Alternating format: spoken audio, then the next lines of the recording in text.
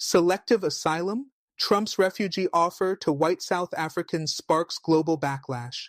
Welcome to the Bold African Voice, BAV, the platform where truth meets courage and Africa speaks for itself. I'm Abdul Karim Kargbo, born and raised in Africa. Today we bring you a story that has shocked diplomats, divided communities, and sparked a firestorm across the globe.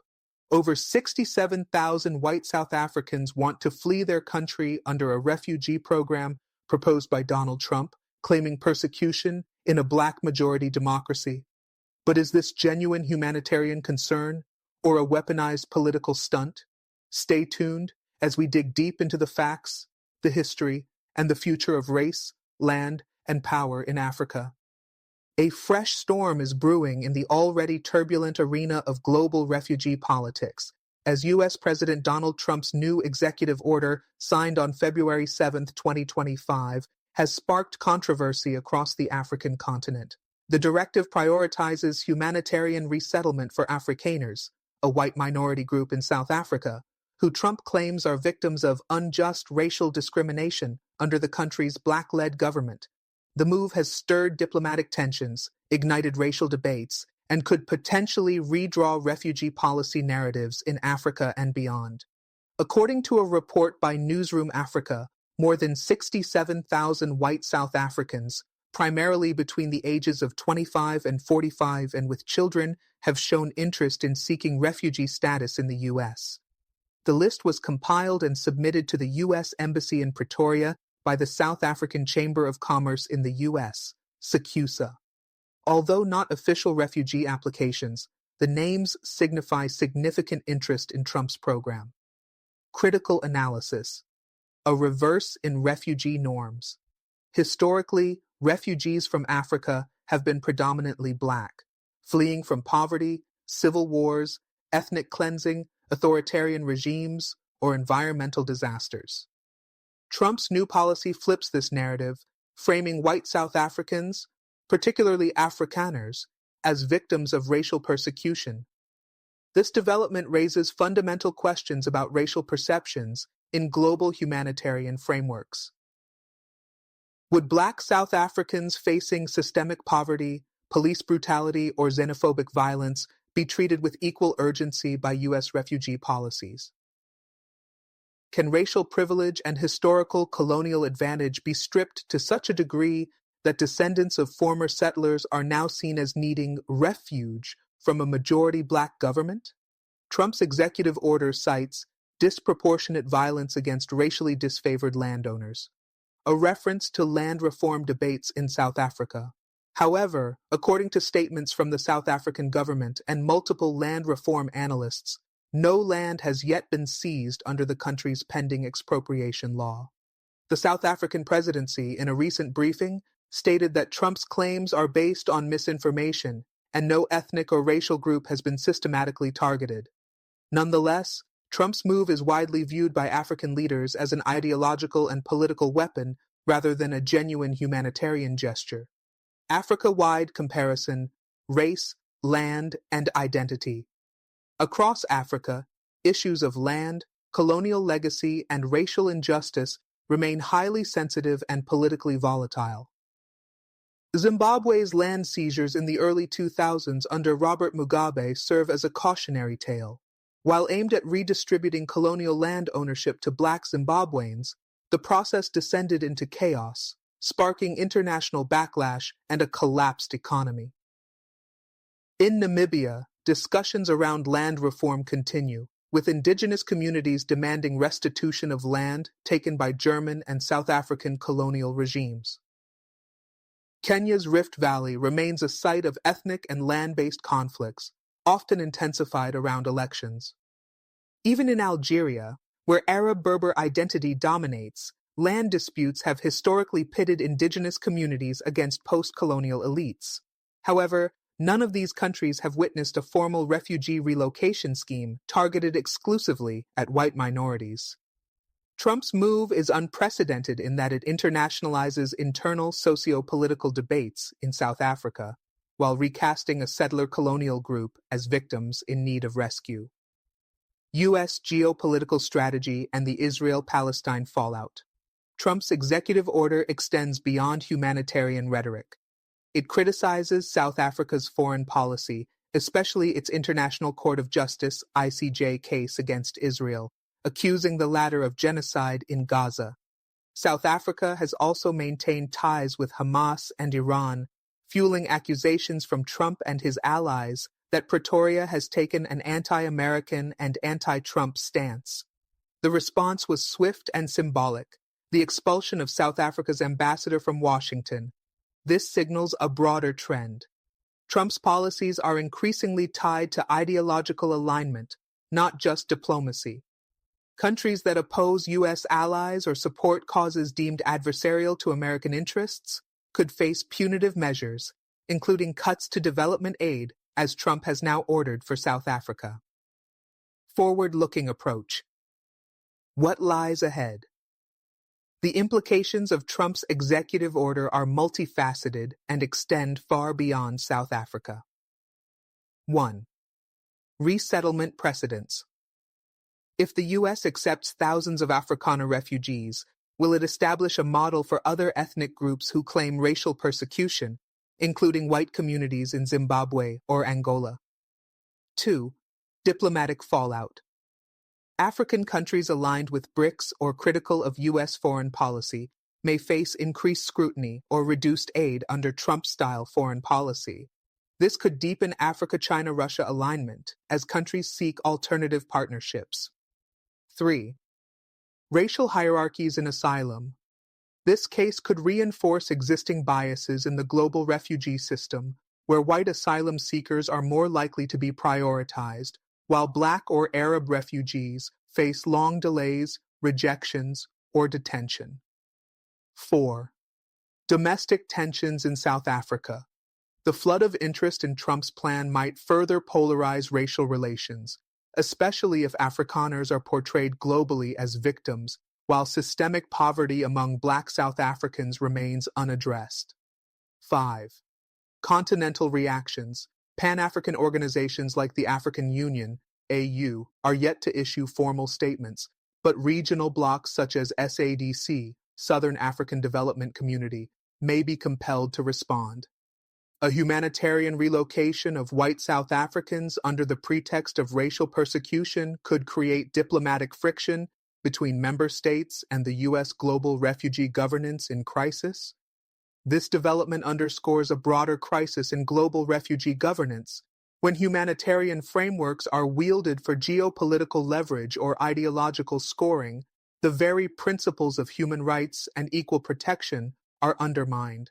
While the United Nations High Commissioner for Refugees, UNHCR, has not yet commented, it is expected that any U.S. resettlement scheme involving Afrikaners will need to adhere to international protocols, including the 1951 Refugee Convention, which defines a refugee as someone fleeing persecution for reasons of race, religion, nationality, membership of a particular social group, or political opinion.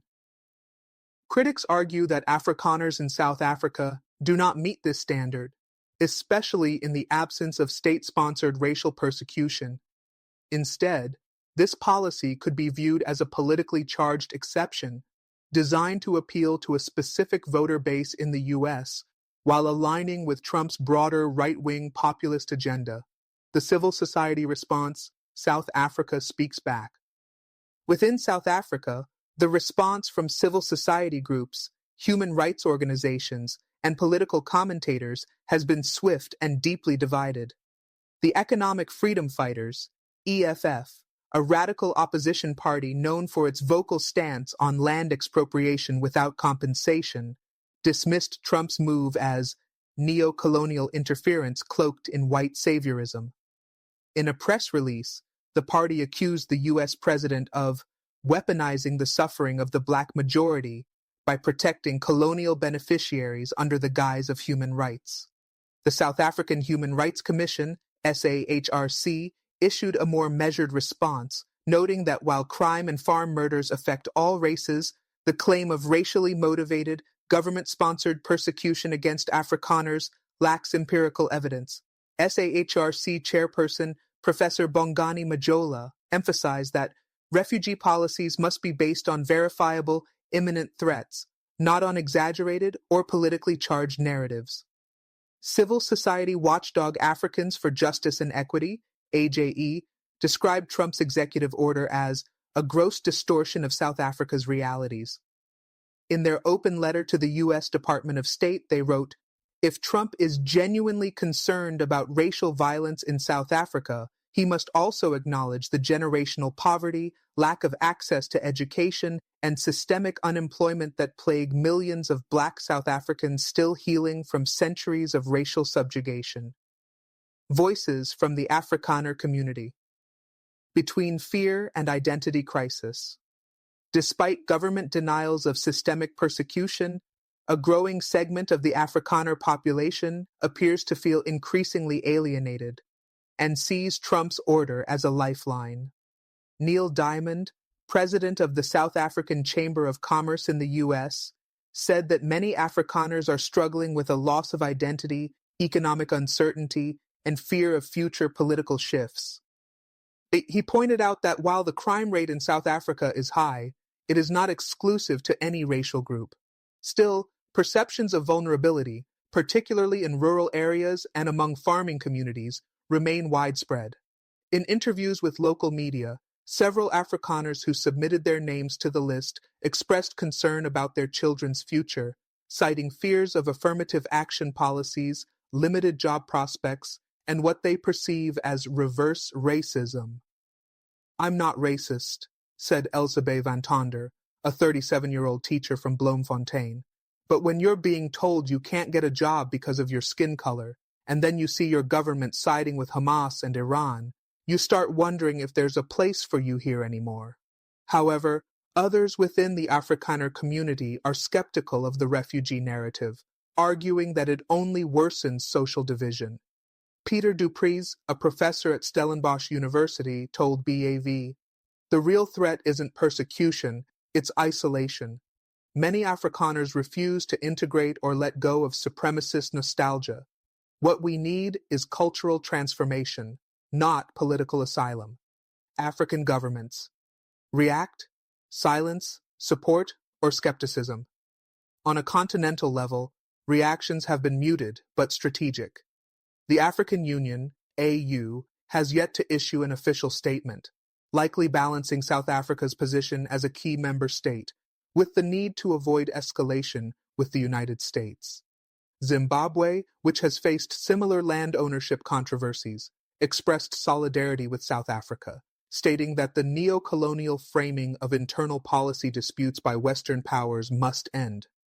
Namibia, meanwhile, has quietly echoed South Africa's view that land reform is essential for redressing historical injustices, but stressed the importance of constitutional legality and inclusivity. Interestingly, countries in Francophone Africa, such as Senegal and Côte d'Ivoire, have taken a more cautious tone. Diplomatic insiders suggest that these states, many of which rely on U.S. security assistance, are choosing not to criticize Trump's move directly. The East African Community, EAC, has not addressed the issue publicly, though several analysts in Kenya and Uganda have questioned whether this move could set a dangerous precedent, where internal socio-political struggles in African democracies are externally reframed and exploited for ideological purposes. A fractured narrative. Whose victimhood counts? Trump's refugee order for Afrikaners is symptomatic of a larger global shift, where identity politics, historical guilt, and international diplomacy increasingly intersect in unpredictable ways. At its core, the controversy lays bare the deep racial anxieties and unresolved historical grievances that continue to haunt post-apartheid South Africa, and, by extension, much of the post-colonial African continent. The debate is no longer just about who is a refugee. It is also about whose story is told, who is believed, and who is entitled to international empathy and protection. When white South Africans are prioritized for refugee status, despite having greater access to wealth, land, and mobility than most of their Black compatriots, it raises disturbing ethical and policy questions. Will this redefine global refugee policy around ideological alignment and race?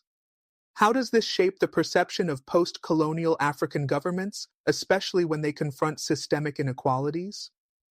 And perhaps most crucially, what happens when global power brokers begin picking sides in domestic struggles under the banner of human rights?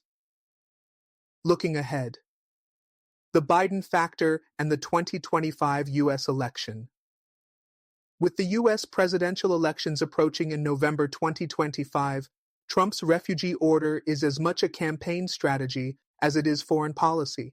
It appeals to his conservative base by criticizing African governments perceived to be anti-Western, positioning white Christians as a persecuted group, undermining progressive immigration and refugee policies under the Biden administration. Whether or not the order is fully implemented depends on the balance of power in Washington after the elections. The Department of Homeland Security has acknowledged receipt of Trump's directive, but is reportedly awaiting internal clarifications and logistical planning. Meanwhile, South African immigration lawyers, rights groups, and community organizations are bracing for a diplomatic and social storm, fearing that Afrikaner migration narratives, framed through the lens of victimhood, may destabilize interracial cohesion at a sensitive time in South Africa's democracy, international law, and the Afrikaner refugee question. Trump's executive order has thrown the spotlight on the legal frameworks that govern refugee protections, particularly the 1951 UN Refugee Convention and its 1967 Protocol, to which both the United States and South Africa are signatories. Under this framework, refugee status is granted to individuals who can demonstrate a well-founded fear of being persecuted for reasons of race, religion, nationality, membership of a particular social group, or political opinion. Legal scholars and refugee advocates have questioned whether the claims made by Afrikaners meet this threshold. According to Dr. Agbor Nyambi, an international human rights lawyer based in Geneva, there is no credible evidence that the South African government is engaged in systemic, targeted persecution of Afrikaners. Crime in South Africa is high, but it affects all groups. This policy appears to stretch the definition of persecution to suit a political narrative. Furthermore, the United Nations High Commissioner for Refugees, UNHCR, has not classified Afrikaners as a persecuted group and has issued no statement supporting their inclusion in any humanitarian resettlement program. This lack of multilateral backing raises serious questions about the legitimacy and global acceptance of Trump's unilateral move. The order may also violate non-refoulement principles should the U.S. government forcibly prioritize Afrikaner applications over those from high-risk countries like Sudan, the Democratic Republic of Congo, or Somalia, where conflict and ethnic cleansing are ongoing and well documented. White minorities across Africa, comparative experiences. To better contextualize Trump's refugee order, it's essential to look at how white minorities in other African countries have navigated similar transitions in the post-colonial era. Zimbabwe, the aftermath of land reform. Zimbabwe's forced land redistribution under the Mugabe regime in the early 2000s led to the expulsion of thousands of white farmers. Many sought asylum or residency in the UK, Australia, and South Africa, claiming racial persecution.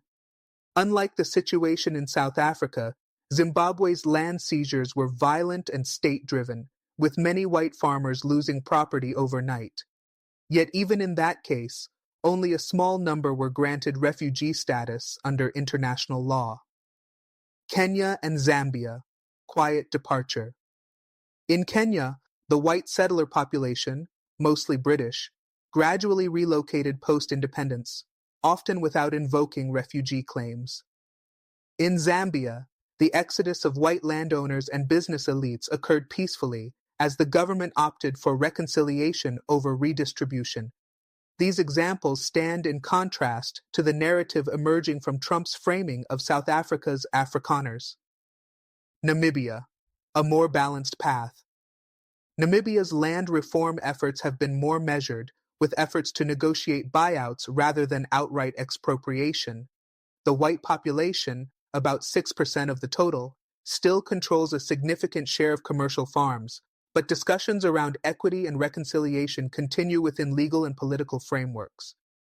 These comparative cases highlight that while tensions exist, few African governments have engaged in state-sponsored racial persecution of white minorities in the post-independence era.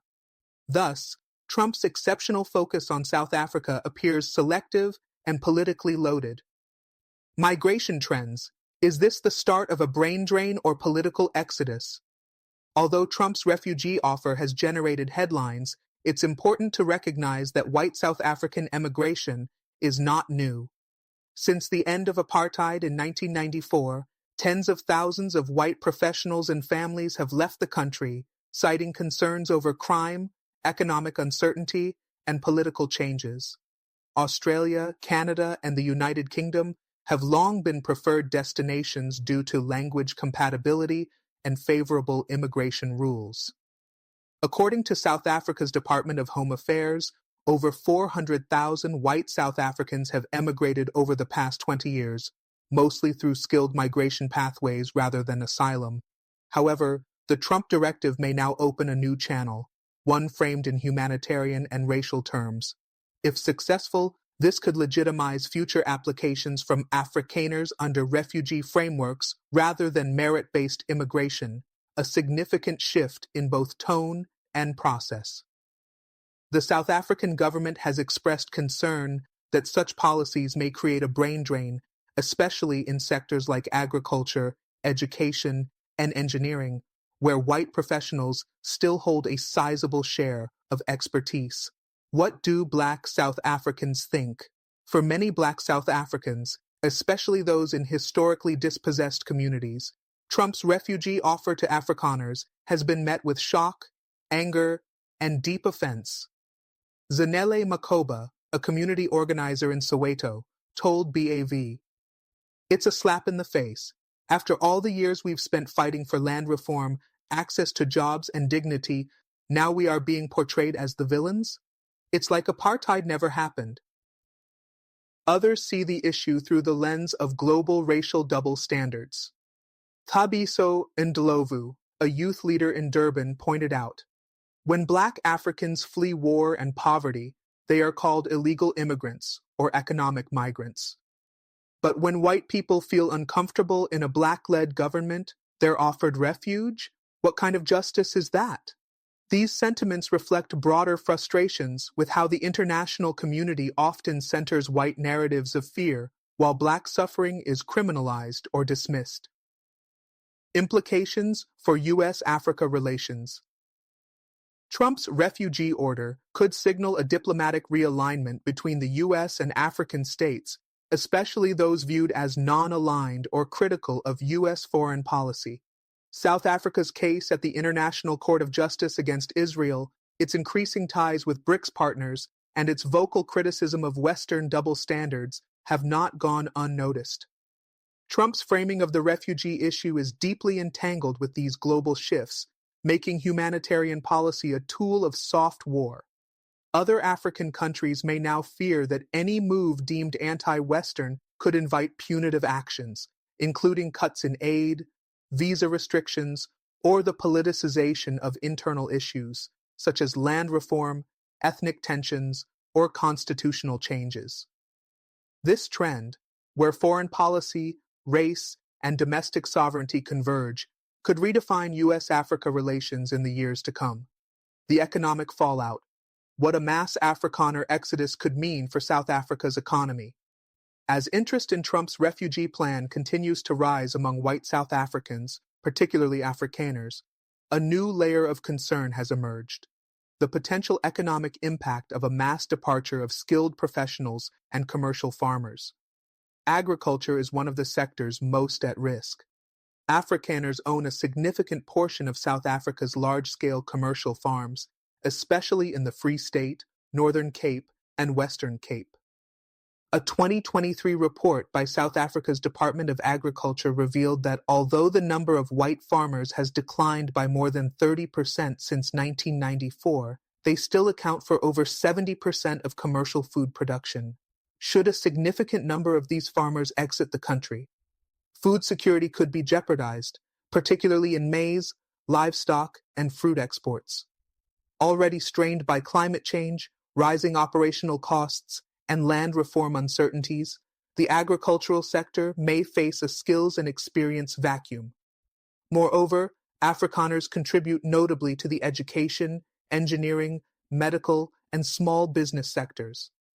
The exodus of teachers, doctors, and technical specialists could result in a loss of institutional memory, reduced capacity in underserved rural areas, and a growing reliance on foreign-trained professionals, especially from Zimbabwe and India. Dr. Nandi Radebe, an economist at the University of the Witwatersrand, warned in a recent interview, "The concern isn't just the number of people leaving, it's who is leaving. Many are economically mobile, highly skilled, and still heavily involved in sectors that underpin both food production and economic stability. Their departure could lead to temporary shocks that disproportionately affect working-class Black South Africans. However, not everyone sees this as a net loss.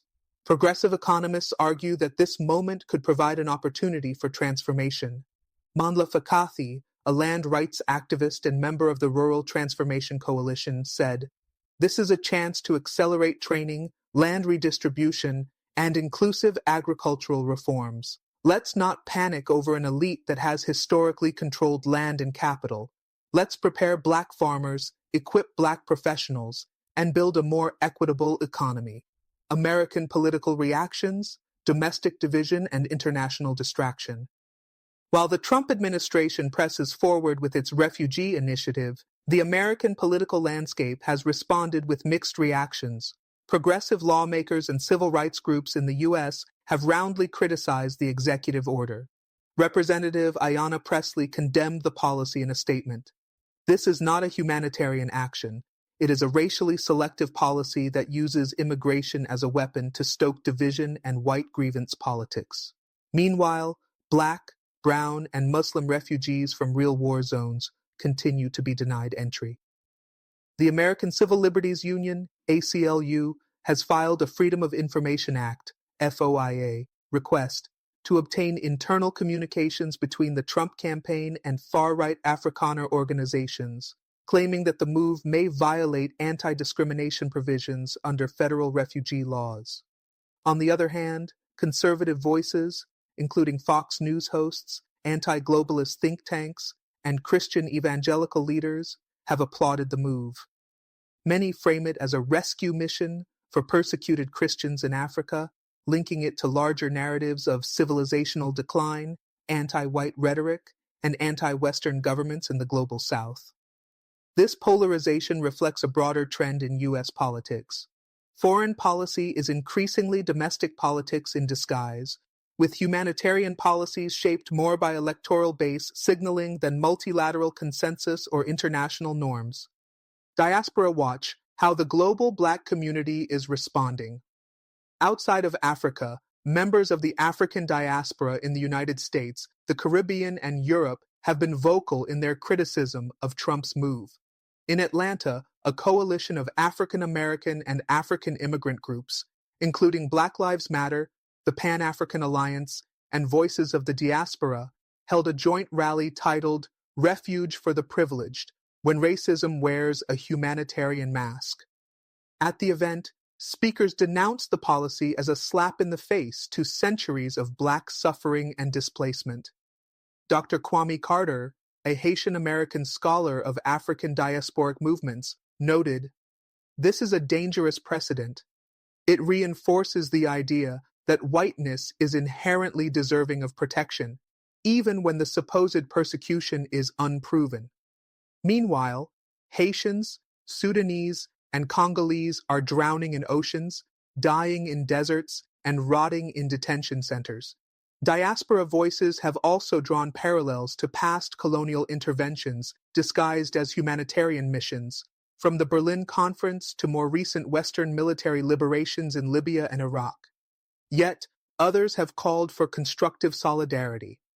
In a statement, the African Cultural Renaissance Foundation said, "While we oppose racial selectivity in refugee policy, we must also ensure that legitimate fears among any population black or white, are addressed through inclusive dialogue, historical accountability, and peaceful coexistence.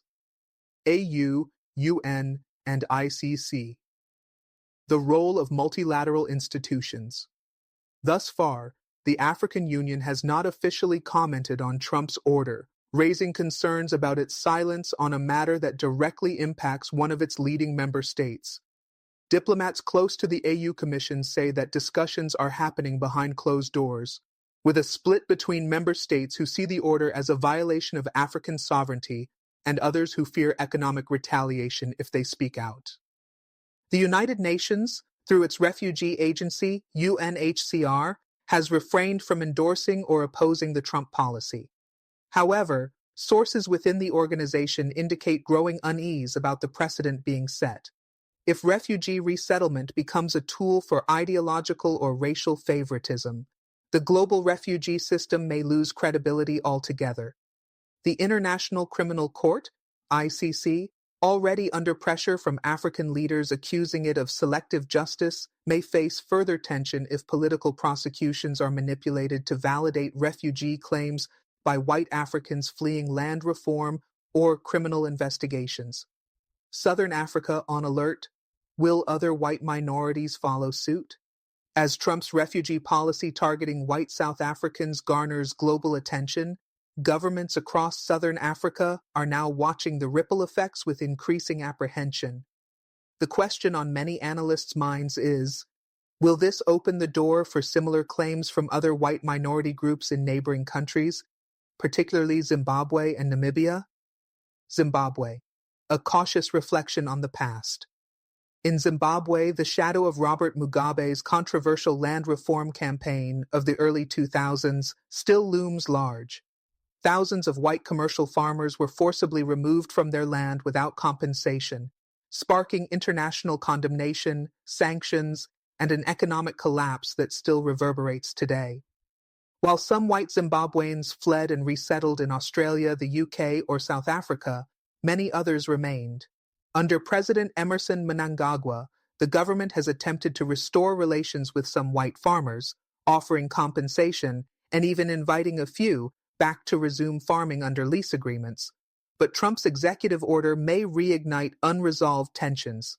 Already, a small group of white Zimbabwean farmers have reportedly reached out to U.S. consulates in Harare, inquiring whether similar refugee options may be available to them, particularly those who feel unsafe or economically disenfranchised. A spokesperson from Zimbabwe's Ministry of Foreign Affairs told BAV under condition of anonymity, "The U.S. needs to be careful. Using racial grievances from colonial legacies to carve out new refugee categories can stir conflict in countries still working through reconciliation and reform." Namibia. Bracing for a domino effect. Namibia presents a more stable but no less complicated case.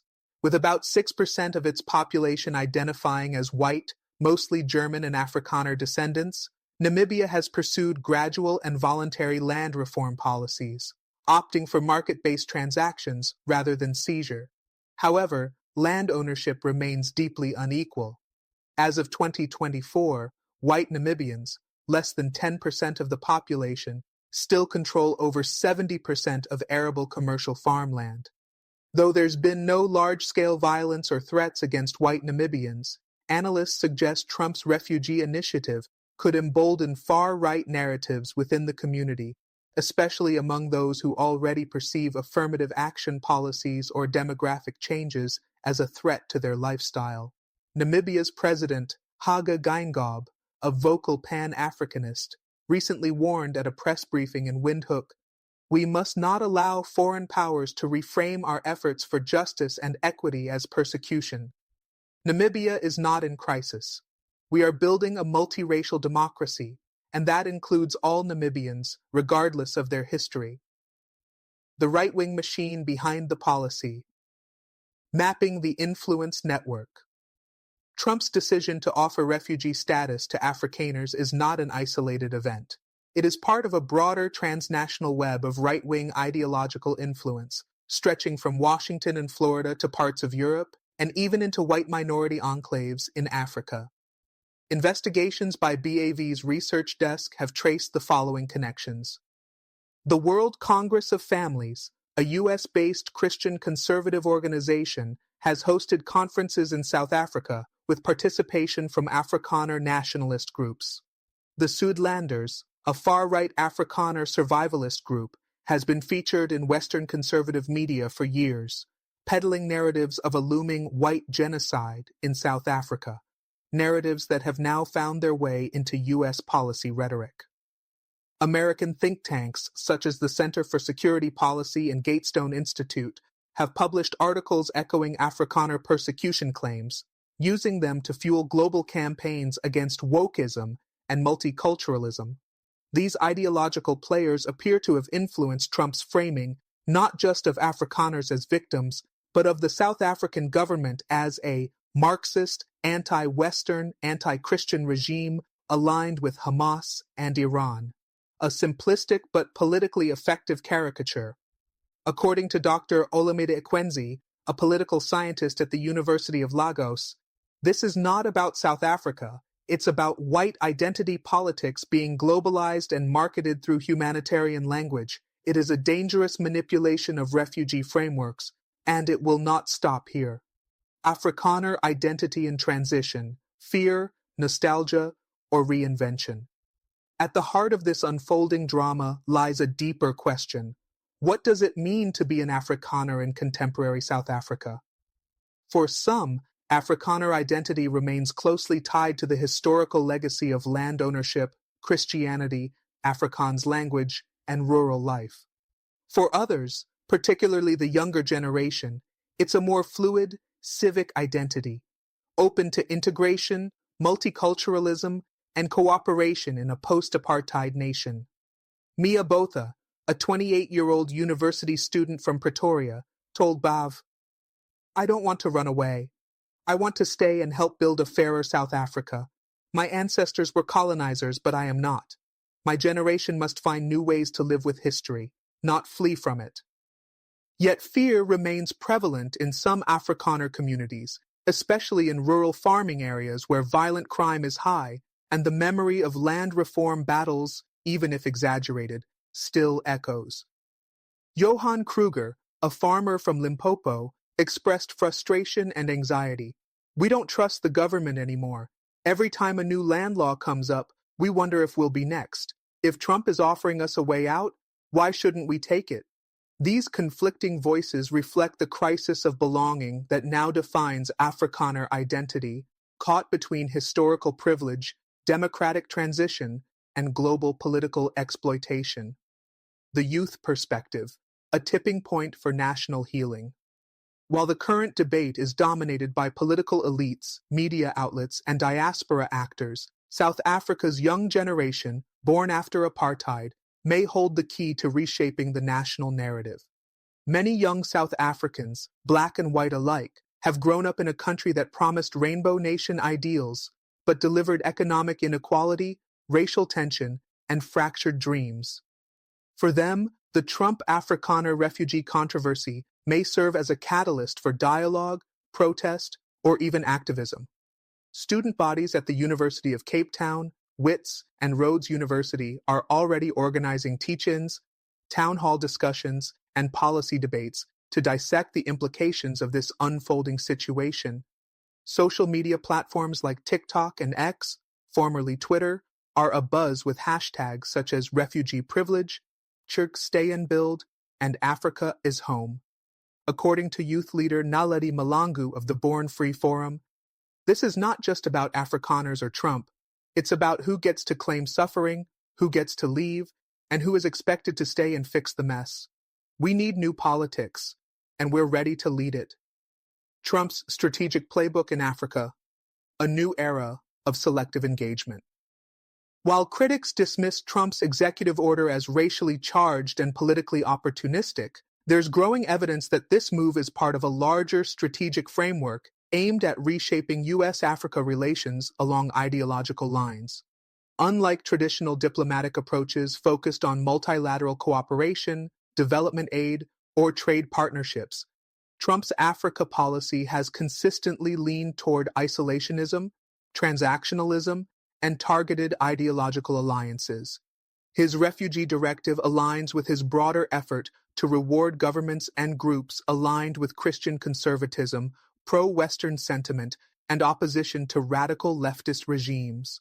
A classified cable leaked to the Washington Monitor cited unnamed Trump advisors as suggesting that white South Africans and conservative Christians across Africa could be natural allies in a new global realignment against globalist, socialist, and Islamist threats. This worldview places countries like South Africa, Nigeria, and Algeria, with their growing foreign policy independence and BRICS engagement, in the crosshairs of ideological suspicion, especially when they criticize Israel, engage with Iran, or support Palestine. In essence, the Afrikaner refugee policy is not simply a domestic or humanitarian maneuver. It is a geopolitical signal, one that rewards ideological proximity while punishing perceived defiance. BRICS and backlash. Will South Africa pivot further east?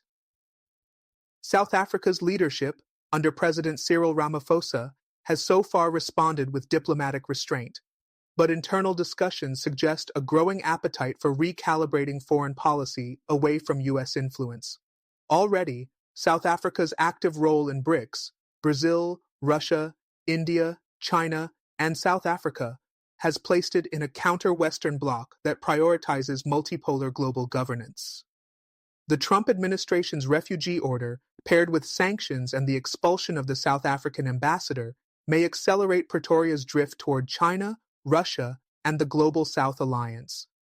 Naledi Pandor, South Africa's Minister of International Relations and Cooperation, hinted at this shift in a recent parliamentary briefing. If our sovereignty is to be undermined and our social transformation distorted by foreign propaganda, we will respond by building new alliances rooted in mutual respect, not neo-imperial dictates.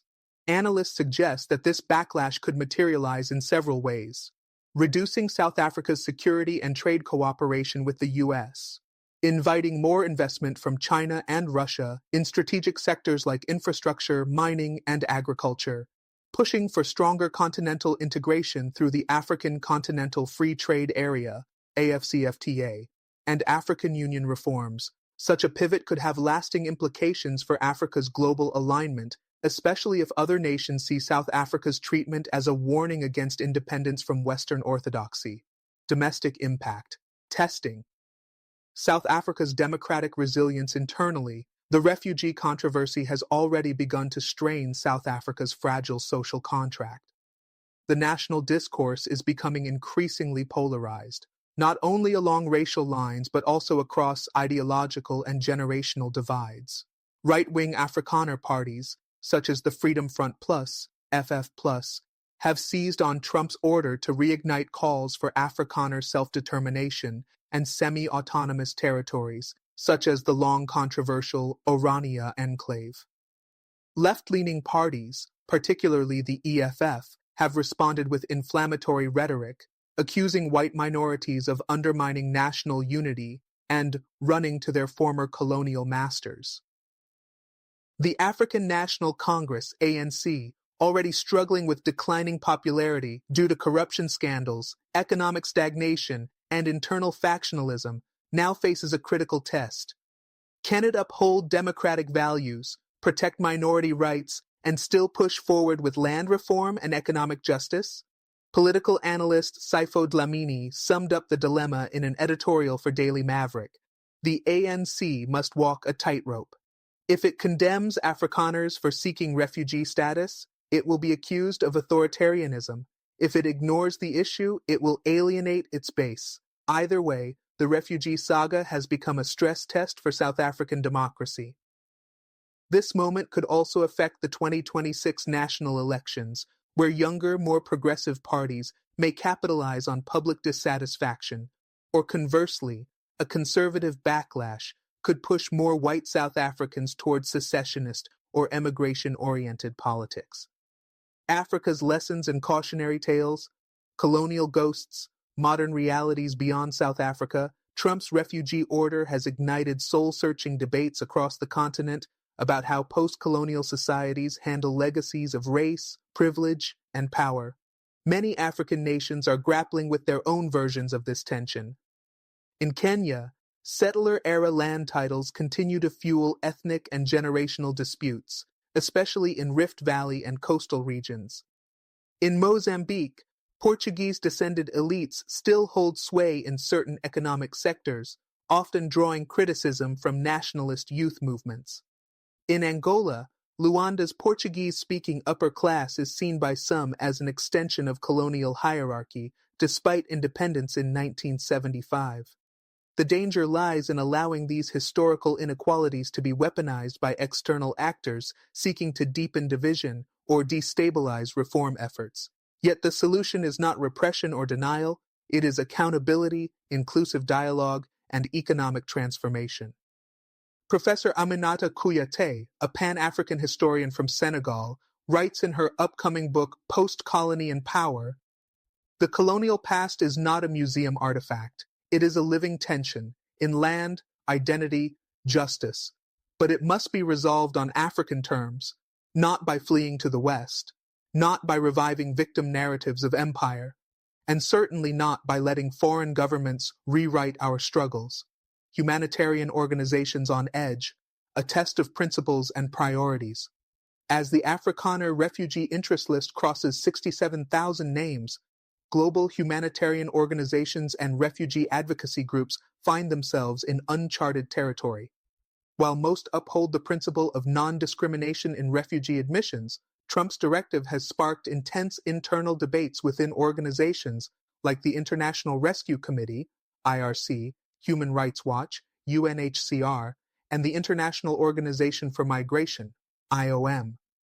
Privately, several aid workers and legal advisors have voiced concern to BAV over the precedent being set, that refugee status can now be influenced by political favoritism or ethnic affinity rather than demonstrable, well-documented persecution.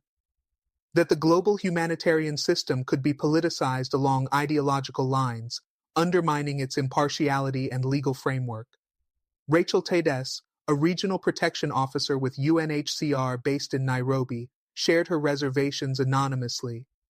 If Afrikaners, who are not fleeing war, famine, or government-sponsored violence, are suddenly fast-tracked into refugee status because they fit a Western ideological profile, what does that say to millions of stateless people and displaced African communities languishing in camps with no attention?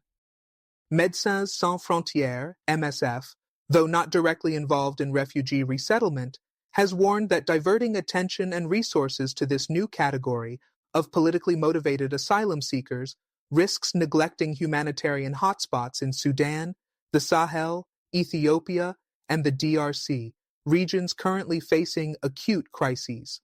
This scenario risks eroding the credibility of refugee institutions, particularly if powerful states begin to cherry-pick applicants based on race, religion, or politics, instead of genuine vulnerability. Religious and traditional leadership, a divided moral landscape. The role of religious and traditional leaders in shaping public opinion in South Africa cannot be overstated, and the refugee controversy has begun to divide pulpits, mosques, and ancestral councils. Christian responses, a split between compassion and conservatism. Among South Africa's Dutch Reformed churches, historically tied to Afrikaner identity, there is a growing swell of support for the Trump refugee initiative. Several pastors in conservative rural communities have endorsed emigration as a divine escape from what they frame as moral decay, affirmative action, and rising hostility. Reverend Jacobus Venter, preaching in the Northern Cape, declared during a recent sermon, "Just as the Israelites fled Egypt, we too may need to flee a land that no longer honors God's covenant with us." Conversely, progressive Christian leaders, including those within the South African Council of Churches, SACC, have denounced this narrative as theological manipulation that undermines South Africa's unity and constitution. Bishop Malusi Mpumlwana, Secretary General of the SACC, released a public statement. To flee your country because of discomfort with transformation is not persecution. It is privilege refusing to reconcile. We must call our Afrikaner brothers and sisters to healing, not flight. Muslim and traditional leaders warning against division.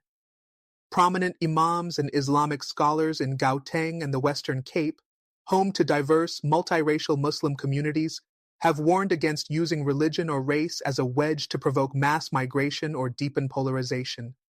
Traditional leaders, especially among Zulu, Xhosa, and Sotho monarchies, have remained largely silent, but internal briefings suggest concerns that Trump's refugee offer may embolden separatist rhetoric in some Afrikaner communities, threatening national cohesion. A senior advisor to the House of Traditional Leaders, speaking anonymously, told BAV, "We fear the rise of another Orania-style movement, but this time with international backing, that would destabilize intercommunity trust we've worked decades to build. The Constitution as compass, can South Africa hold the line? In the face of global pressure, internal discontent, and political opportunism, the central question looms. Can South Africa's constitution withstand this moment? South Africa's post-apartheid constitution is widely considered one of the most progressive legal frameworks in the world, enshrining equality, non-racialism, freedom of expression, land reform, and minority rights. Yet it is also being stretched to its limits as Trump's order fans the flames of grievance, resistance, and suspicion. Legal scholars are already debating the future implications. Will the Equality Clause, Section 9, be reinterpreted under mounting racial tension? Can Section 25 on land reform remain intact under rising external scrutiny? What protections exist if parts of the Afrikaner community pursue collective emigration or demand international protection, framing domestic policy as racial persecution? The Constitutional Court, South Africa's apex judicial body, may soon find itself at the center of new legal challenges, from property rights to freedom of movement and international asylum law. At a recent legal symposium, Justice Mandisa Moseneke warned, "Our Constitution is not a fortress unless the people defend it. Courts can only interpret law. It is up to South Africans to uphold the spirit of unity and transformation enshrined within." This signals a turning point, not just for law, but for South Africa's very identity as a multiracial, post-apartheid democracy. The Afrikaners who choose to stay, stories of courage, hope, and reconciliation.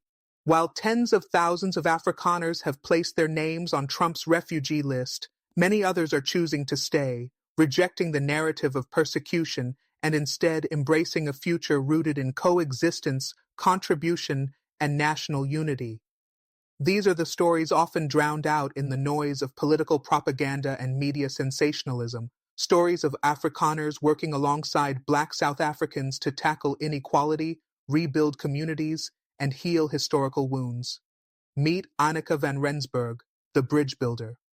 In the township of Alexandra, Johannesburg, Annika van Rensburg, a 34-year-old social worker and third-generation Afrikaner, runs a youth mentorship program that supports Black and colored teenagers in transitioning from high school to university.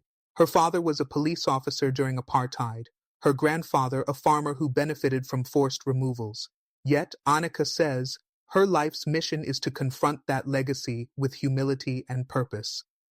"I can't undo what my family did, but I can choose what I do with my life now. South Africa is my home. Running away because we're no longer in control is cowardice.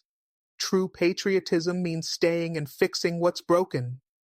She admits that crime, fear, and inequality still plague many communities, but insists that change is only possible through inclusion, not isolation. Emerging voices from Black and colored communities, resisting the scapegoat narrative. Across the country, particularly in under-resourced urban areas and rural settlements, Black and colored South Africans are organizing to counter the narrative that Afrikaners are being persecuted by their government. Grassroots movements such as We Are All South African, Khoisan Justice Now, and the Soweto Land Rights Collective have launched community forums, social media campaigns, and open letters rejecting the claims of racial victimhood advanced by the Trump Directive and some Afrikaner groups. In a widely circulated video, Thando Mahlangu, a young activist from Khayelitsha, says, "We do not want revenge. We want justice, land reform, fair access to education, jobs, and dignity, but we will not be used as scapegoats in someone else's political game." Similarly, Colleen Sauls, a colored community leader in the Cape Flats, warns that the refugee narrative reinforces dangerous stereotypes. They make it sound like black people are coming for white people. That's not true. Most of us are still struggling just to survive. What we want is fairness, not fear. These voices underscore a critical point. Land reform and racial justice are not synonymous with persecution, and framing them as such undermines legitimate efforts to build a more equal South Africa. International media coverage between amplification and misrepresentation. The Afrikaner refugee story has become a media magnet across Western outlets, from Fox News and Breitbart to The Guardian and The New York Times. However, the tone and framing differ starkly depending on the ideological orientation of each platform.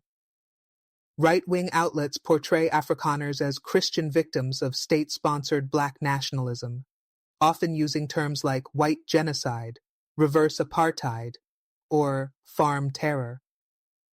Mainstream liberal publications, while more cautious, still amplify the refugee list, sometimes without interrogating its political context or factual basis. African media houses, on the other hand, have taken a more nuanced approach. Outlets such as News 24, Daily Maverick, The Continent, and Mail and Guardian have run in-depth investigative reports, fact checks, and op-eds challenging Trump's narrative and highlighting the complex realities on the ground. Professor Sheila Otieno, a Kenyan media scholar based in Nairobi, notes, "This crisis reveals the power of narrative framing. When media recycles unverified claims of persecution without context, they reinforce colonial tropes, where white discomfort is global news, but black suffering is normalized or ignored." Otieno also emphasizes the need for African journalists to take the lead in framing African stories for global audiences or risk having their realities defined by foreign interests. Policy recommendations centering African sovereignty and justice. Considering the unfolding events, the Bold African Voice, BAV, proposes the following strategic recommendations for African governments, civil society, regional bodies, and diaspora communities. 1. Assert sovereignty through clear diplomatic channels. The African Union and SADC must publicly challenge unilateral refugee declarations that undermine member states' sovereignty. Foreign embassies should be reminded of the Vienna Convention on Diplomatic Relations, ensuring non-interference in internal political matters. 2. Reinvest in civic education and land literacy. African governments must prioritize civic education campaigns to clarify land reform laws, debunk misinformation, and restore public trust. Land literacy programs should explain who benefits from reform, what restitution entails, and how it avoids repeating colonial-style dispossession. 3. Develop a continental media response strategy. The AU's Department of Communication should collaborate with regional media to coordinate factual, rapid response narratives to counter ideological distortion from foreign outlets. Encourage funding for independent Pan-African journalism that centers African voices. 4. Strengthen Pan-African solidarity among minorities and majorities. Initiate forums that foster interracial and intergenerational dialogue among African citizens, especially in post-colonial states with significant white minorities. Highlight success stories of integration and collaboration, not just conflict and fear. 5. Empower the diaspora to speak on behalf of the continent. African diasporic communities, particularly in the US, UK, and Canada, must play a greater role in challenging racialized refugee policies and standing up for African dignity abroad. Pan-African networks in the diaspora should engage U.S. lawmakers and international bodies to oppose racially selective humanitarianism. Legal pushback. South African lawyers prepare to challenge the narrative internationally. As the global media frenzy around Trump's Afrikaner refugee order continues, South Africa's legal community is mobilizing to protect the country's reputation, sovereignty, and constitutional framework from what they describe as a coordinated misinformation campaign. Several prominent legal organizations, including the Law Society of South Africa, Legal Resources Center, and Section 27, are preparing to file amicus briefs and open legal communications with UN bodies, including the UN Human Rights Council, UNHRC, and UNHCR, to formally challenge the legitimacy of the refugee claims being promoted under Trump's executive order. Advocate Thuli Mthembu, a constitutional law expert and senior counsel at the Johannesburg Bar, shared with BAV, "This is not just a misreading of refugee law, it is an international defamation campaign. South Africa is a constitutional democracy, one of the few in the global South with clear protections for minority rights. To suggest otherwise without evidence is a deliberate political assault."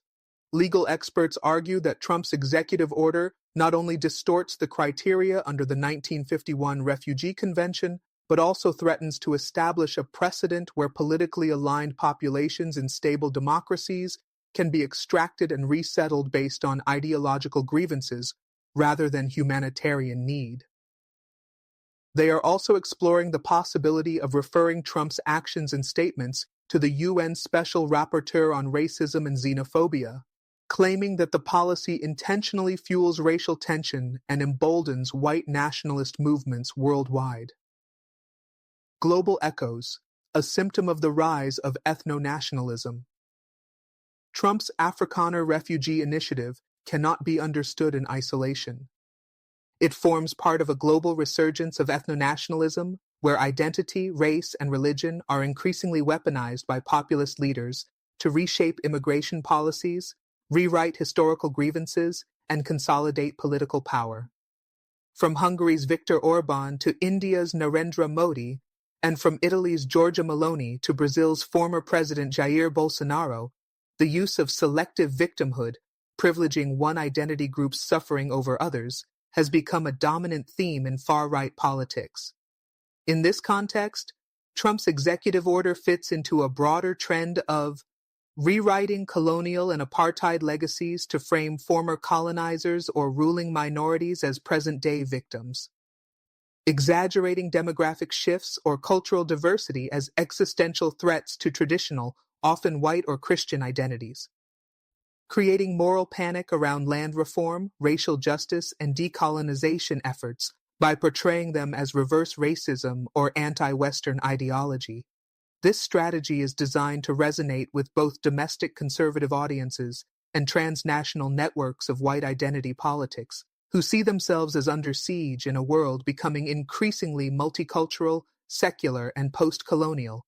Dr. Paul Ndlovu, a political scientist at Makerere University, warns, "Trump's refugee policy is not a lifeboat, it's a billboard. It signals to the world that if you're white, Christian, and politically aligned with the far right, your discomfort in a democratic black majority country is worth more than another community's genocide, famine, or civil war."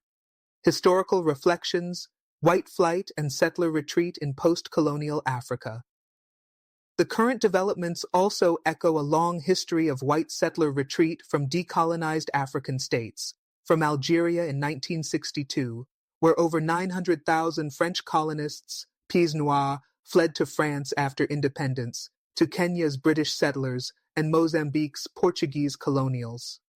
But each of these cases followed a violent or abrupt end to colonial rule. What makes the South African situation unique and politically inflammatory is that it occurs within a peaceful, democratic, and constitutionally protected state, nearly 3 decades into a negotiated transition. While white flight from post-colonial African countries often involved evacuation under duress or following nationalization policies, today's Afrikaner emigration is voluntary, framed not around imminent danger, but discomfort with social transformation. This contrast further undermines the legitimacy of refugee claims. No international law or historical precedent recognizes social resentment or political disempowerment, especially of historically privileged groups, as grounds for asylum. Hope and innovation, Africa's youth building beyond division. Amidst the controversy, Africa's greatest resource, its youth, is emerging with bold new visions of unity, innovation, and justice that challenge the politics of fear and fragmentation. Across South Africa and the continent, young leaders are building Pan-African tech hubs, legal incubators, arts collectives, and green cooperatives, pushing forward a narrative that is inclusive, forward-looking, and decolonial without being divisive. In Johannesburg, the Ubuntu Makerspace, co-founded by a multiracial team of engineers, trains youth in robotics, AI, and renewable energy solutions. In Cape Town, the Justice Rising Legal Collective offers pro bono legal education to rural communities on land rights, domestic violence, and constitutional literacy. Fatu Diarra, a Malian-born social entrepreneur based in Cape Town, says, "We are not defined by the trauma of colonizers or the paranoia of settlers. We are building something new, a South Africa and an Africa where justice does not require exile and belonging does not depend on skin color." This optimism, though often overshadowed by global sensationalism, represents the continent's deepest resistance to neo-colonial manipulation, the refusal to be pitted against one another by external forces seeking ideological allies or cultural pawns. African American civil rights leaders respond, "Selective justice is injustice." As news of the Trump administration's refugee offer to Afrikaners spreads across the United States, it has triggered strong reactions from Black civil rights organizations, faith leaders, and African American intellectuals, many of whom see the move as part of a broader racial double standard in U.S. immigration policy. The NAACP, the National Urban League, and the Black Alliance for Just Immigration, BAJI, have issued joint statements condemning the executive order as racially motivated, diplomatically reckless, and morally indefensible. Reverend Al Sharpton, speaking at a rally in Detroit, drew sharp comparisons between the treatment of Black migrants from Africa and the Caribbean, often detained or deported, and the open-armed welcome being extended to white South Africans. Haitians are drowning off boats. Congolese are stranded in camps. But Trump wants to airlift Afrikaners who are not under threat, just uncomfortable in a democratic South Africa. This is not about human rights. It's about white rights. Civil rights attorney and CNN contributor Bakari Sellers noted, "This policy lays bare what many of us have long argued, that whiteness still operates as a visa to safety, dignity, and belonging, even in the face of no demonstrable danger." These reactions are not just rhetorical. A coalition of civil rights groups, immigration attorneys, and members of the Congressional Black Caucus is now pushing for congressional hearings into the political motivation and legal foundation of Trump's refugee directive, an immediate halt to processing any Afrikaner asylum claims until a full legal and humanitarian review is conducted, a call for equal protection standards in U.S. asylum policy, ensuring that race, religion, or ideology does not predetermine access to humanitarian protection. Legislative showdown. Can Congress block the refugee plan? Although Trump's order has been signed and the Department of Homeland Security has begun initial consultations with U.S. embassies abroad, implementation is far from guaranteed. Several Democratic senators and moderate Republicans are voicing concerns over the precedent and process of this policy, with some accusing the Trump team of bypassing traditional refugee protocols and undermining U.S. commitments to global refugee norms. Senator Cory Booker, D. New Jersey, introduced a bill to temporarily freeze the Afrikaner Refugee Processing Program, pending an investigation by the Senate Judiciary Committee. "We must ensure that U.S. refugee policy is not weaponized for political gain," Booker said in a press briefing. "Humanitarianism cannot be selective. If it is, it becomes propaganda." Meanwhile, a group of Republican senators, including Senators Josh Hawley and Marsha Blackburn, have come out in full support of the order, framing it as a defense of Western values and a response to anti-Christian persecution, Despite the lack of verified religious persecution in South Africa, this polarization has set the stage for a legislative and judicial battle over the future of U.S. refugee policy, one that may define how America balances national interests, international obligations, and racial equity in its humanitarian commitments. Afrikaners in the middle, between loyalty, fear, and identity crisis. While the political and ideological battles rage on, the human reality remains more complex and personal for many Afrikaners, who now find themselves torn between staying in the country of their birth and accepting an invitation they never expected.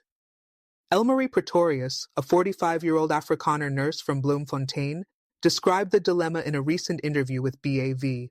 "I love this country. I work with people of all races, but the fear is there, not from the government, but from crime, unemployment, and uncertainty.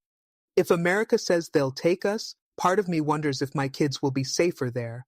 But is running away really the answer?" Others express skepticism and even resentment toward the refugee list and Trump's involvement. Frans Joubert, a university professor in Stellenbosch, warns that emigration based on ideological fear may damage Afrikaners' place in South Africa for generations to come.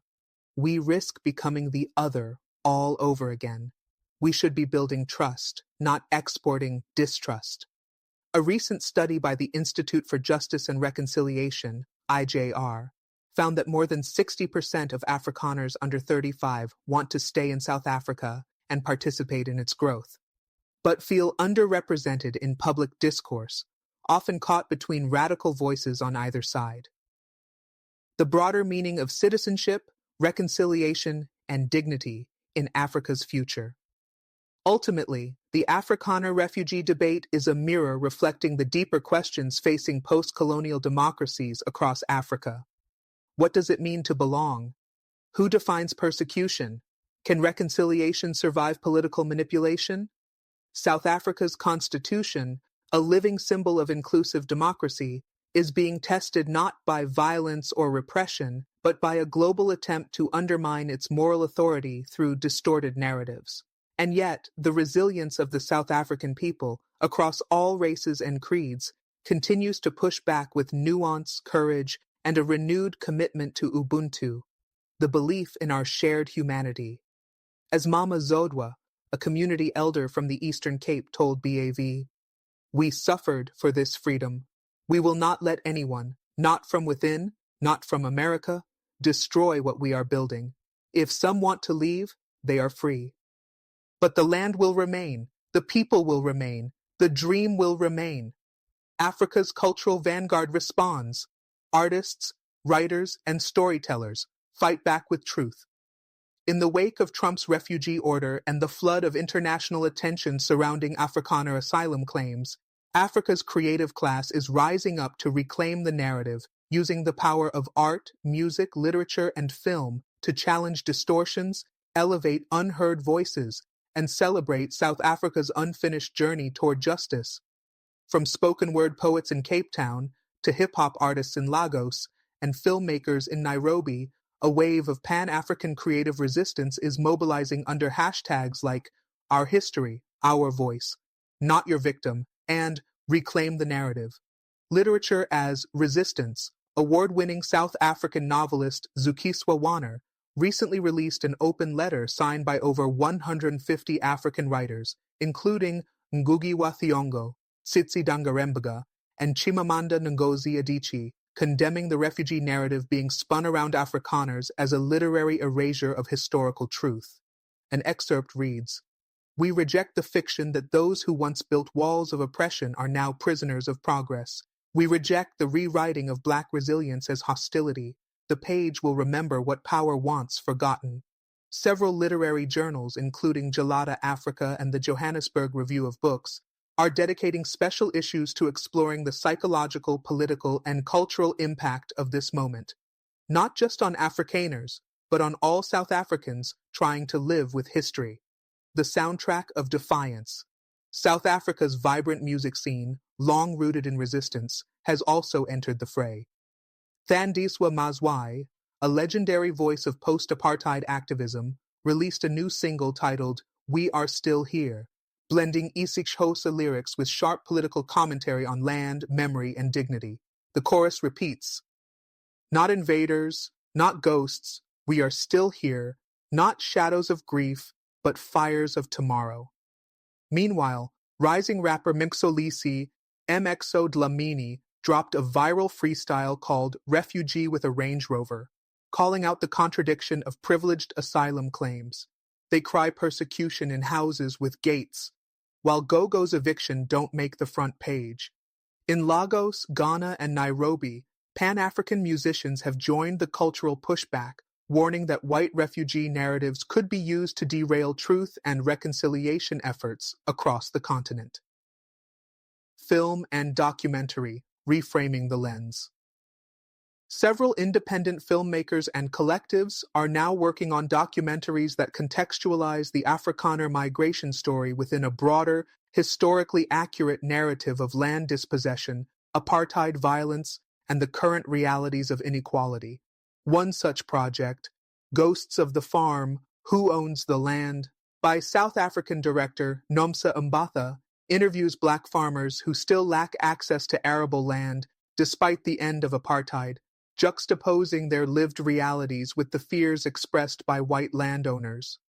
Another film in development, Fictional Refugees, by Tanzanian-Nigerian director Ademola Kazadi, aims to interrogate how international media aesthetics, drone footage, clean-cut interviewees, curated victimhood, shape Western sympathies. The visual framing of white suffering is always more cinematic, Kazadi said in a panel at the Pan-African Film Festival. But our pain is raw, unfiltered, too real to be scripted. That's why we must own our lens. Voices from overlooked communities. Indian, colored, and migrant, South Africans speak out. As global headlines focus on white South Africans, many other marginalized groups within the country feel their stories are being overshadowed or erased. The South African Indian community, with roots dating back to the 1860s, the South African Indian population, particularly in KwaZulu-Natal, has long grappled with complex identities. Some express sympathy for Afrikaner anxieties, while others caution against comparing discomfort with systemic marginalization. Priya Naidu, a Durban-based educator and community activist, stated, "We've lived through apartheid's divide and rule system. Today, we must recognize that transformation will be uncomfortable for all of us. But seeking refuge abroad instead of reconciliation at home sets a dangerous example." Colored South Africans, still fighting for place. In the Western Cape and Northern Cape, colored communities continue to face high rates of poverty, crime, and unemployment, often feeling politically abandoned. Sean Michaels, a community organizer in Mitchell's Plain, told BAV, "We see farm workers, mostly colored, still living in back rooms while the landowners scream about persecution. Where's their refugee status? Where's their justice?" He argues that while white Afrikaners claim to feel excluded, colored South Africans have lived exclusion for generations without global sympathy or escape routes. Migrant and refugee communities, the forgotten majority. Ironically, Black African migrants living in South Africa, including Zimbabweans, Congolese, Somalis, and Ethiopians, face real threats of xenophobic violence, economic exclusion, and legal precarity. Elias Moyo, a Zimbabwean asylum seeker in Johannesburg, asked a searing question. When we flee real persecution and poverty, we're called illegals or job stealers. But when the rich flee fear, they become refugees? Who decides whose fear matters? This double standard highlights the racialized geopolitics of refugee recognition and the urgent need for an Africa-wide push to redefine refugee protection on just and equitable terms. The digital battlefield, how disinformation is fueling the Afrikaner refugee narrative. Beneath the political drama and humanitarian rhetoric lies a calculated digital campaign that has helped frame Afrikaners as persecuted minorities, not just in South Africa, but across international platforms. An investigation by the Bold African Voice, BAV, in collaboration with fact-checking partners at AfricaCheck and the DFR Lab, reveals that online misinformation networks, many based in the United States and Europe, are actively shaping global perceptions of the situation. Bot networks and social engineering. Using digital forensic tools, analysts have traced coordinated Twitter X campaigns promoting hashtags like Yo White Genocide SA, Yo Save the Boers, and Afrikaner Exodus, which spiked shortly after Trump's executive order in February. Many of the accounts sharing graphic images and alarmist posts were found to be bots or fake accounts originating from Eastern Europe and the US, linked to alt-right and white nationalist platforms such as Gab, 4chan, and Telegram channels connected to the Great Replacement conspiracy theory. Sharing doctored images and outdated crime statistics, falsely claiming mass killings of white farmers, or misrepresenting general South African crime as racially targeted. This campaign mirrors Russia-style disinformation playbooks designed to stir racial division within South Africa, justify external intervention, mobilize Western right-wing support, digital first responders, African youth tech movements push back, but Africa's digital warriors are not sitting idle. Young African coders, journalists, and civic technologists have launched counter-initiatives to debunk false narratives, trace disinformation, and educate the public. Among them, iVerify SA, a Cape Town-based real-time verification tool that allows users to check the source and authenticity of viral images and posts about land reform, crime, and race relations in South Africa. It's partnered with schools and community centers to train students in media literacy. Facts for Freedom. A Pan-African campaign led by Civic Lab Kenya, Nigeria's Budgetee, and South Africa's Media Monitoring Africa, aimed at crowdsourcing and correcting false narratives around refugees, migration, and social justice. Digital Dignity Collective, DDC, a youth-led activist movement working to decolonize algorithms by flagging content that promotes racist tropes or manipulates search results to favor far-right framing of African stories. Sefisail Molefe, a 24-year-old data scientist and co-founder of DDC, told BAV, "Africans must defend our digital borders the same way we defend our land. The war is on the screen now, and whoever owns the narrative wins the battle for global legitimacy." Trump's order and the future of international legal norms, legal experts are warning that Trump's directive threatens to destabilize decades of refugee protection law, which has been anchored in non-discrimination, impartiality, and evidence-based asylum adjudication. By singling out a specific ethnic group in a democratic country for refugee resettlement, absent war, state collapse, or ethnic cleansing, Trump's policy risks eroding the legal meaning of persecution and refugee under international law. Challenges to the 1951 Refugee Convention. According to Professor Eva Nyirinkindi, a Ugandan human rights scholar and former advisor to the African Union, this case presents a legal paradox. If social discomfort or minority status in a stable democracy now constitutes persecution, the entire refugee framework becomes a tool for racial and political manipulation.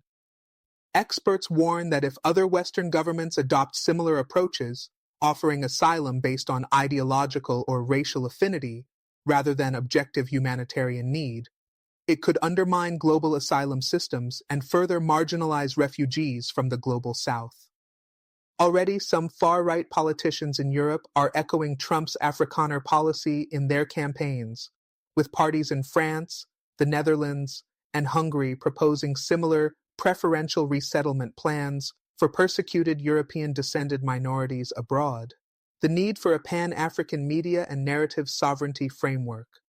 In the face of these global challenges, African policymakers, media leaders, and academics are now proposing the creation of a Pan-African narrative sovereignty framework, PANSOF, an AU-endorsed policy initiative designed to 1.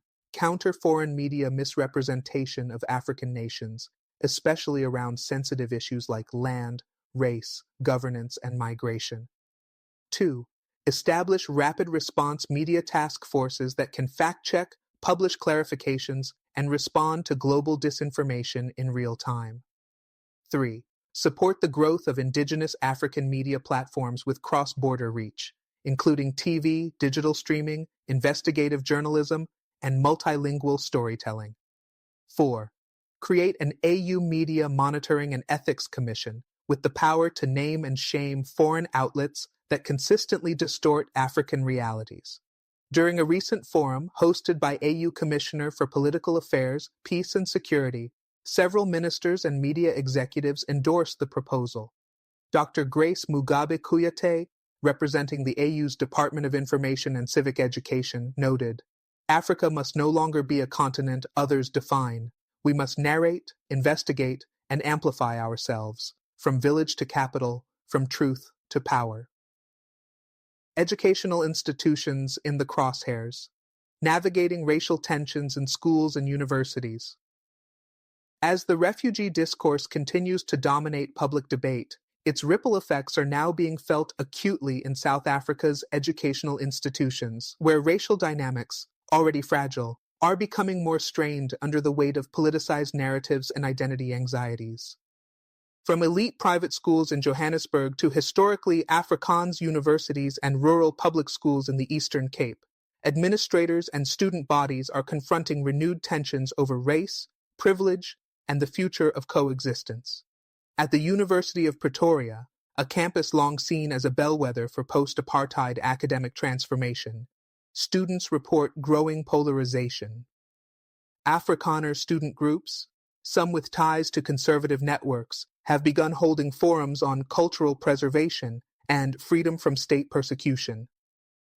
Black student unions, in response, are organizing teach-ins and marches under banners like "We are the future" and "Justice not refuge." University Vice-Chancellor Professor Lerato Molefe has called for calm and launched an internal dialogue initiative titled "One Campus, Many Histories." This institution must be a place of engagement, not exile, Molefe told BAV. "We are not here to relitigate apartheid, but neither will we sanitize its legacies." Teachers in turmoil, race talk in classrooms. In primary and secondary schools, educators are finding it difficult to navigate student conversations sparked by media reports and overheard family discussions about the refugee plan. According to interviews conducted by BAV in Gauteng and the Free State, some Afrikaner students have begun asking teachers why their families are not safe in South Africa, with others echoing terms like genocide or reverse racism from conservative news. Black and colored students have pushed back, leading to classroom tensions and, in some cases, emotional confrontations. Naledi Senyoko, a grade 10 history teacher in Bloemfontein, described a recent lesson where a white student asked if "black rule" meant whites must now suffer. "I had to stop the lesson and ask, what does suffering mean? Who decides that? And what is the difference between discomfort and injustice? It was hard, but necessary." The Department of Basic Education has since issued a guidance circular urging teachers to approach the topic with historical accuracy, constitutional grounding, and emotional sensitivity, while encouraging schools to host interracial dialogues and restorative practices. Afrikaner intellectuals, debating identity, accountability, and the future. Within the Afrikaner intelligentsia, there is a growing rift between those who support the refugee exodus narrative and those advocating for reflection, reform, and national recommitment. The breakaway thinkers.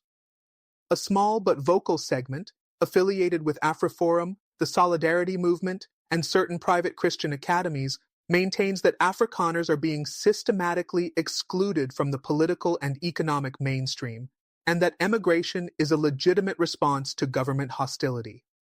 These voices often cite farm murders, affirmative action policies, and cultural marginalization, while rarely acknowledging the historical context of racialized land ownership, wealth concentration, or systemic exclusion of Black South Africans.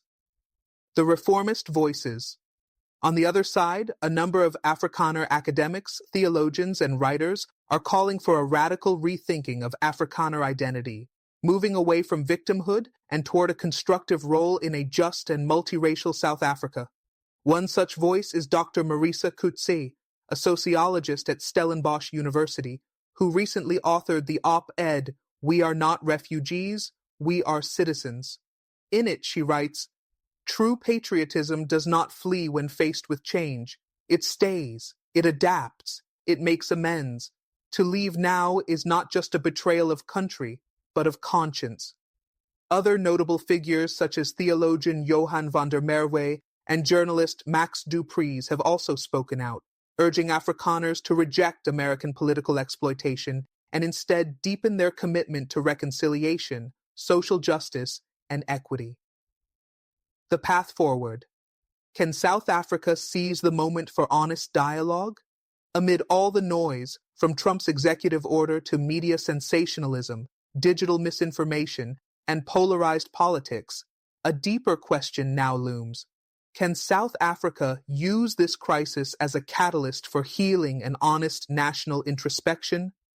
There is growing momentum across sectors: education, civil society, faith communities, and youth networks to reignite a truly inclusive conversation about race, land, belonging, and identity, free from external manipulation or inherited defensiveness.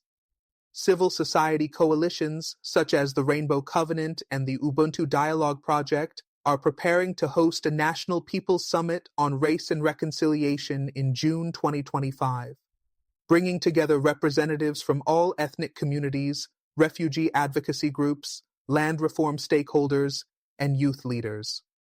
The summit's themes are bold: land is legacy, not a weapon; truth beyond comfort; diversity without division. Findiel Dlamini, one of the summit organizers and a land rights activist, shared with BAV. "This is not just about Afrikaners, it's about all of us. If we don't have the hard conversation now, in our own language, on our own land, someone else will have it for us, and history has shown us what that means." Diplomatic fallout. South Africa's foreign policy at a crossroads. As the refugee controversy escalates, South Africa finds itself grappling with how to respond diplomatically to what it considers a breach of international norms and national dignity. Although Pretoria has so far refrained from expelling U.S. diplomats or severing ties, senior officials confirm that a serious diplomatic review is underway.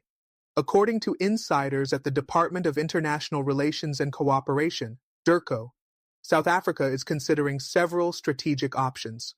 1. Recalling its ambassador from Washington for consultations, a symbolic but powerful move that signals diplomatic disapproval. 2. Filing a formal complaint with the African Union, AU, and the UN Human Rights Council, UNHRC, over what it views as ideological interference and racialized foreign policy. 3. Reevaluating its participation in U.S.-led development initiatives, including the Power Africa Program, AGOA, African Growth and Opportunity Act, and joint military exercises. In a speech before Parliament, Minister of International Relations Naledi Pandor emphasized that South Africa reserves the right to protect its sovereignty from any narrative that endangers national unity or misrepresents the constitutional order. "We will not be bullied by false claims. We will defend our democracy, not just with speeches, but with action on the world stage." The U.S. State Department has downplayed tensions, with Secretary Marco Rubio insisting the order does not reflect hostility toward South Africa, but a commitment to protect human rights. However, South African officials argue that framing Afrikaners as victims of state persecution inherently delegitimizes the post-apartheid government. Land reform in practice. Grassroots solutions rising above the noise.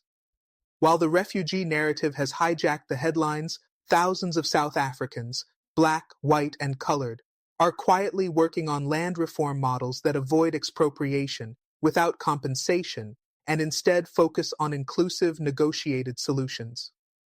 These community-driven initiatives are proving that land justice need not come at the cost of national unity or economic productivity.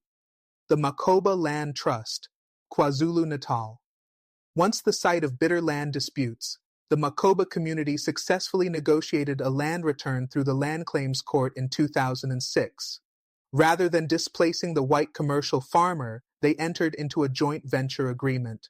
The land is now co-owned by the community and the farmer, with profits shared and community members trained in agribusiness. Thandika Makoba, a trustee, told BAV, "We didn't want revenge. We wanted restoration, and it worked. Now our children see what collaboration looks like." Agri4Unity, Western Cape. In Stellenbosch, a group of progressive white farmers and black agricultural graduates formed a cooperative that allows new black farmers access to land, mentorship, and equipment. Backed by private capital and local government incentives, it is a model for non-state-led transformation. The project's slogan says it all. Justice grows here. Urban land. Justice projects, Johannesburg and Cape Town. Urban activists are also reimagining land reform as a housing and spatial justice issue, reclaiming abandoned buildings, underutilized state land, and apartheid-era zoning laws to make way for affordable, integrated living spaces. This approach connects land reform not only to farming, but to urban dignity, spatial equity, and sustainable development. Comparative insights: how other African nations navigated post-colonial transitions. South Africa is not alone in confronting the ghosts of settler colonialism. From East to Southern Africa, nations have tried, with varying degrees of success, to address land, identity, and historical injustice without descending into civil strife or diplomatic warfare. Namibia, gradualism and negotiation. Namibia, with a smaller white population but similar land ownership disparities, has focused on a willing buyer, willing seller model with increasing government subsidies and donor-backed land acquisition funds. Though slow, this approach has preserved investor confidence and social peace, even as landlessness remains a concern. Kenya, ethnic politics and land flashpoints. Kenya's land struggles have been more ethnically charged, with political elites manipulating historical grievances to incite violence, notably during the 2007-2008 post-election crisis. However, recent constitutional reforms and judicial activism have begun to shift land from a tool of division to a focus of public accountability. Rwanda, the model of national healing post-genocide. Rwanda took a different path, enforcing strict anti-ethnic identity laws, implementing centralized land reforms, and promoting national unity over historical redress. Critics argue it has come at the cost of freedom of expression, but Rwanda's economic growth and social cohesion are often cited as evidence that strong visionary leadership can guide painful transitions. Diaspora Voices. Global Africans reflect on the moment. Across the African diaspora, from Harlem to Brixton, Toronto to Paris, there is deep reflection and vigorous debate about the refugee controversy and what it means for Africa's image, sovereignty, and future. Diaspora intellectuals, artists, and community leaders are weighing in, often bridging the divide between African continental struggles and global Black liberation movements. Dr. Aisha Okonkwo, a Nigerian-American professor at Howard University, offered this perspective during a panel at the Pan-African Diaspora Summit in Atlanta. This isn't just about Afrikaners. It's about whether Africa gets to define itself, or whether former colonizers and their descendants continue to define African justice through their own lens. In London, activist and filmmaker Sibusiso Dube is working on a documentary titled Exile of the Privileged, exploring how narratives of white flight are used to distract from ongoing systems of inequality, both in Africa and in the West. Meanwhile, youth-led organizations like Black Lives Matter UK, Afro Progress Canada, and Diaspora Rising have issued solidarity statements rejecting selective refugee policies and calling for investment in African solutions to African problems. Land, spirit, and soil. The sacred African connection to ancestral territory. Beyond legal claims and political debates, the issue of land in Africa is not merely economic, it is spiritual, ancestral, and cultural. In many African traditions, land is not viewed as a commodity, but as a living inheritance, a bridge between past, present, and future generations. As the Afrikaner refugee narrative continues to portray land reform as a threat, indigenous faith leaders and custodians of African cosmology are stepping forward to recenter the spiritual significance of land. Chief Molomi Thobela, a traditional leader and healer in Limpopo, explained during a recent gathering of Southern African traditional authorities, "Land is not just soil. It carries the bones of our ancestors, the songs of our people, and the dreams of our unborn children. To redistribute land is not to destroy, it is to restore a broken covenant." Traditional leaders argue that foreign governments and Western media misrepresent land reform because they misunderstand its sacred meaning. For many communities, reclaiming land is not about eviction or entitlement, but about reclaiming a sense of identity, wholeness, and dignity after centuries of dispossession. These indigenous perspectives are now being documented by the Council of African Spiritual Leaders, KSL, which plans to submit a memorandum to the African Union Commission on Cultural Heritage and Identity. Their call: protect Africa's sacred relationship with land from political and ideological exploitation. Dakar Youth Forum, A Declaration of a Generation. From March 5-7, 2025, over 400 youth leaders from 42 African countries convened in Dakar, Senegal, for the Pan-African Youth Forum on Justice, Sovereignty, and Reconciliation. The timing was not coincidental. The Afrikaner refugee discourse had dominated the headlines, and youth leaders sought to respond with clarity and vision. The result: a powerful 10-point Dakar Declaration that reaffirms the continent's commitment to justice, unity, and African self-definition. Key points from the Dakar Declaration. 1. We reject racialized refugee policies that favor historical oppressors over the oppressed. 2. We affirm that land is not negotiable. It is a birthright to be shared with equity, guided by justice, not revenge. 3. We commit to decolonizing our education systems, media narratives, and governance structures. 4. We stand against foreign interference in our domestic policies, especially when masked as humanitarianism. 5. We honor indigenous knowledge systems and ancestral wisdom as pillars of sustainable African futures. 6. We demand truth-telling about history in our textbooks, our parliaments, and our homes. 7. We embrace digital sovereignty, building platforms to tell our stories without distortion. 8. We uplift African unity across borders, tribes, and languages.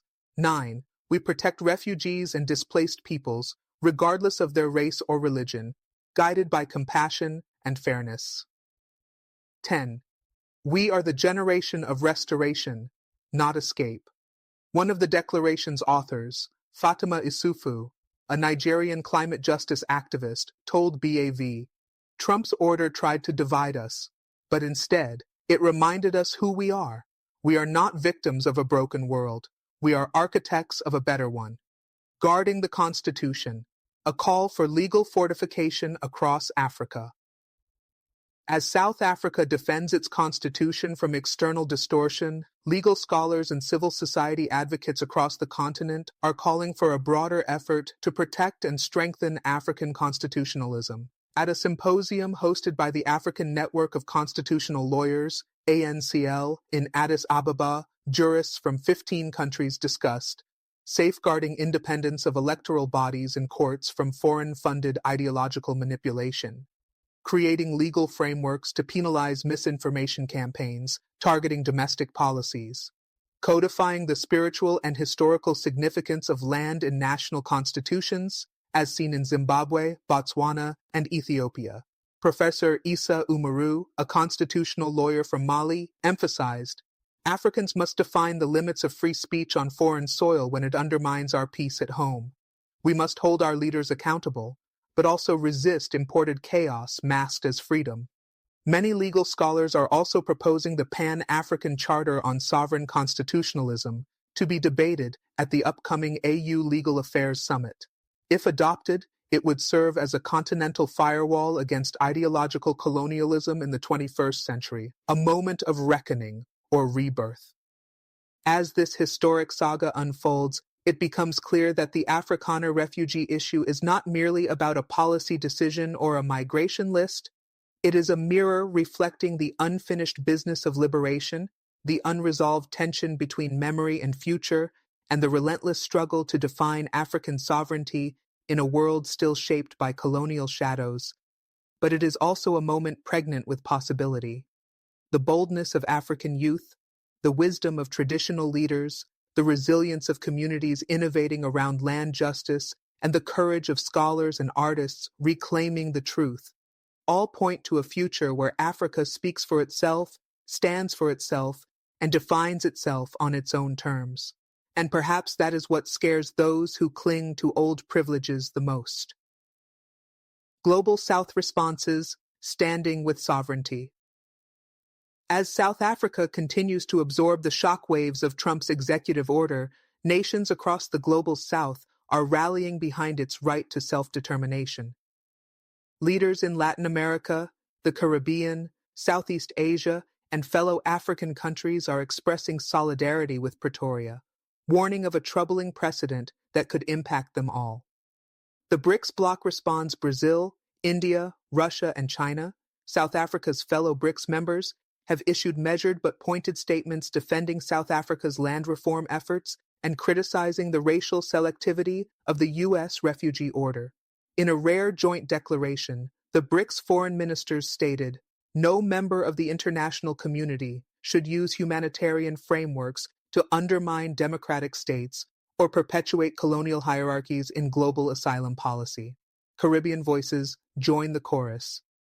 Leaders from Barbados, Jamaica, and Trinidad and Tobago, whose nations share historical ties with Africa and similar legacies of colonial exploitation, have denounced the refugee policy as reverse moral reparations, a situation where those who once held power now claim victimhood, while true systemic victims remain marginalized.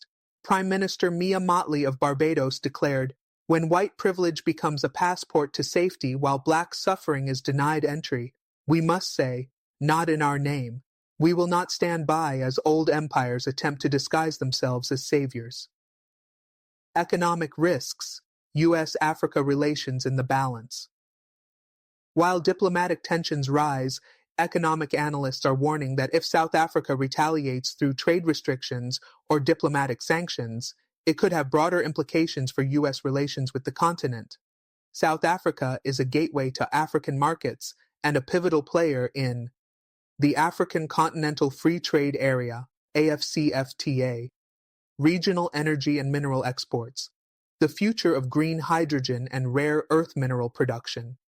Should South Africa align more closely with China, Russia, or alternative trade blocs, the United States may find itself gradually edged out of Africa's emerging economic order. The African Union has called for restraint, but emphasized that African countries must not be forced to choose between development and dignity. Rather, international partnerships should be built on mutual respect, historical accountability, and non-interference. Final reflections from elders, youth, and visionaries. As this story nears its conclusion, the Bold African Voice, BAV, gathered reflections from across the continent, from elders who lived through colonial rule to young dreamers imagining a better Africa. Elder Mamadou Kone, 87, Mali. I watched white men leave our country when the flag of France came down, but their shadows stayed. Now I watch them try to run from the change they resisted. But Africa must not carry their fear. We must walk our path. Ama Ndlovu, 16, student activist, South Africa. Let them go if they want. Let us stay and fix what they broke. I'm not afraid of a future they refuse to face. Dr. Tariq Abdi, Ethiopian historian. This is not about one man's order or one group's fear. It's about whether Africans believe in their own capacity to write their own history, heal their own wounds, and build their own future. Advice to African leaders. Seize the moment for sovereignty, unity, and justice. In light of this unprecedented situation, the Bold African Voice, BAV, offers the following urgent recommendations to African heads of state, parliaments, civil society leaders, and regional institutions. 1. Reaffirm sovereignty without compromise. Defend national and constitutional integrity against ideological interference, no matter the source. Speak with one voice when external actors misrepresent African progress. 2. Pursue land reform with transparency and dignity.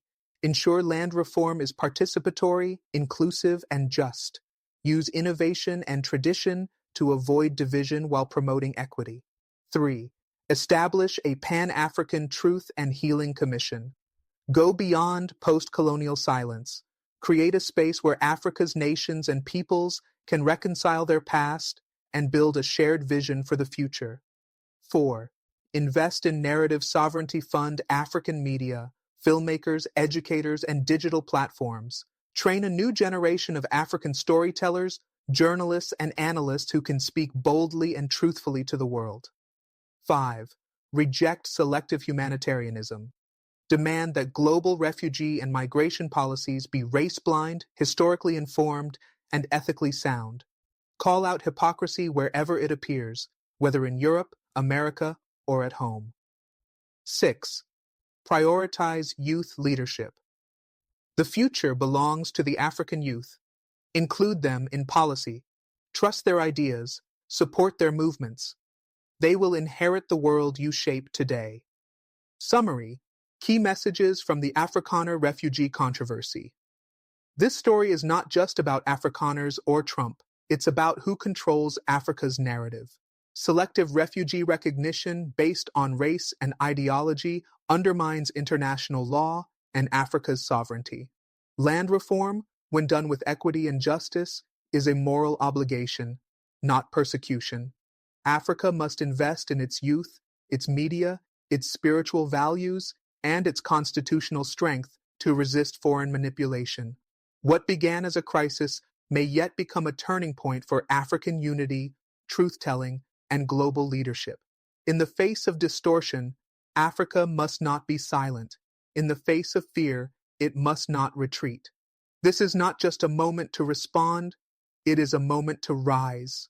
From Cape Town to Cairo, Lagos to Lilongwe, Dakar to Dar es Salaam, let the bold African voice speak, echo, and endure. Thank you for watching. This is not just a South African story.